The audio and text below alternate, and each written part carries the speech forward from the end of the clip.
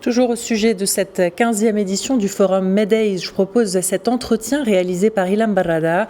Notre envoyé spécial reçoit la chef d'entreprise Hind Moutawakil pour parler du leadership au féminin, des avancées et des défis. Regardez. La 15e édition du Forum Medays se poursuit et ce matin était en débat le leadership féminin.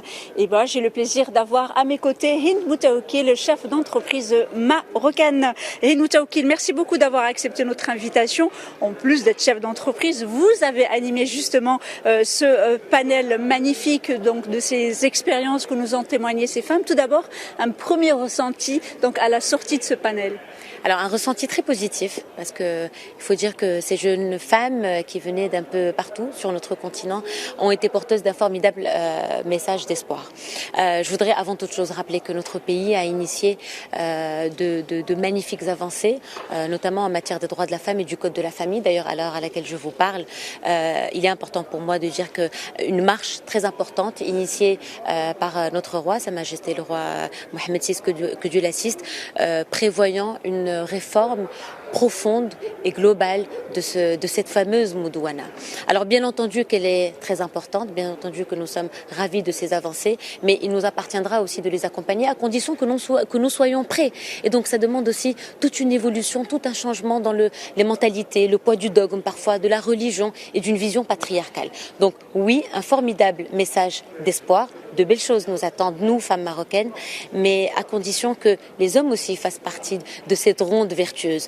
Et quand je dis cette ronde vertueuse, c'est qu'il va falloir qu'on soit nombreux à engager, à initier ce changement. D'abord, il commencera par la jeunesse. Et je le disais tout à l'heure, on est très nombreux, on a la chance d'avoir sur ce continent 400 millions d'habitants qui sont âgés entre 15 et 35 ans, c'est-à-dire la population la plus jeune du monde.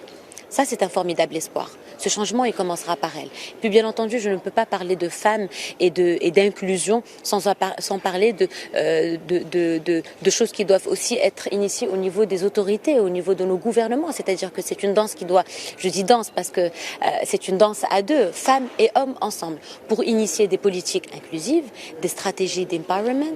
Il va falloir aussi penser à des mécanismes qui sont de nature à justement mettre en valeur les réussites individuelles des femmes. On a besoin de rôle modèle, on a besoin de storytelling, on a besoin de voir, et moi j'ai envie de voir plus de femmes qui occupent des postes de responsabilité, qui sont chefs d'entreprise, plus de femmes dans la vie publique, plus de femmes pour nous inspirer à notre tour.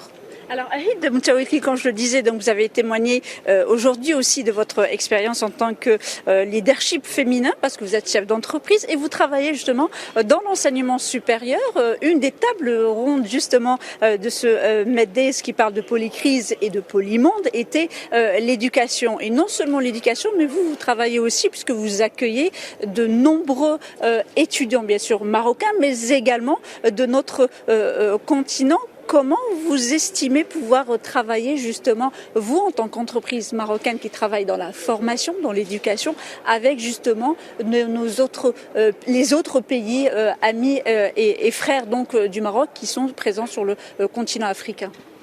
Alors tout d'abord, on est ravis d'accueillir sur les bancs de notre école plus de 18 nationalités. C'est une fierté, l'un des éléments clés de notre ADN.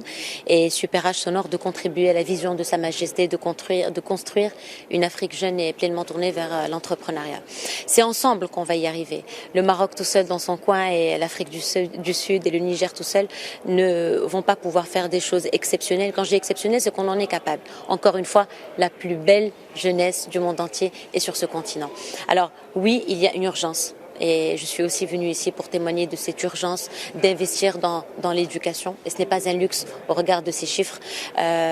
Juste rapidement, il faut savoir que sur notre continent, un enfant sur 5 âgé entre 6 et 11 ans n'est pas scolarisé. Un enfant sur 3 âgé entre 12 et 14 ans n'est pas scolarisé et le problème va en s'aggravant puisque c'est plus de 60% des enfants âgés entre 15 et 17 ans qui ne sont pas à l'école. C'est une catastrophe. C'est une catastrophe. Donc, investir dans l'éducation n'est pas un luxe. Il va falloir ensemble qu'on accompagne ce changement. C'est un changement qui doit, encore une fois, vous voyez, ce sont des thématiques qui se rejoignent.